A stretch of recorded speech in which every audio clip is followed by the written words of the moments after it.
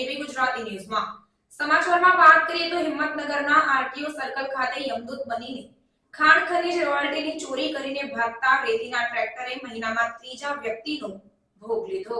હિંમતનગરના પાણપુર પાટિયા અને આરટીઓ વિસ્તારમાં માતેલા સાનની માફક યમદૂત બનીને ફરતા રેતી અને પથ્થર ભરેલા ટ્રેક્ટરો બેફામ દોડતા નજરે પડે છે।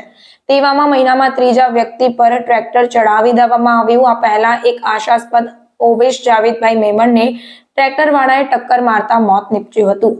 2 વર્ષ પહેલા હર્ષદભાઈ ઇસ્માઇલભાઈ મેમણને પણ ટ્રેક્ટર વાળાએ ટક્કર મારી મૃત્યુ નિપજાવ્યું અને 4 દિવસ પહેલા 12 વર્ષના મેમણ સમાજના બાળકને ટક્કર મારીને ટ્રેક્ટર વાળો ભાગી ગયો હતો।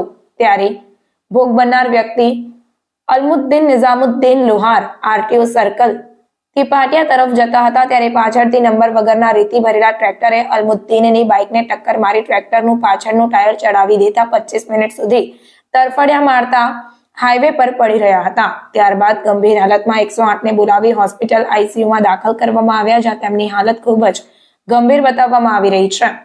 ખાણ ખનીજની ચોરી કરતા ટ્રેક્ટરો ઉપર આગળ પાછળ કોઈ પણ જાતની નંબર પ્લેટ હોતી નથી અને આરટીઓ સર્કલ પર નેત્રમ કેમેરા લાગેલ હોવા છતાં નંબર પ્લેટ ન હોવાથી અકસ્માત કર્યા બાદ ભાગી જવામાં સફળ રહે છે।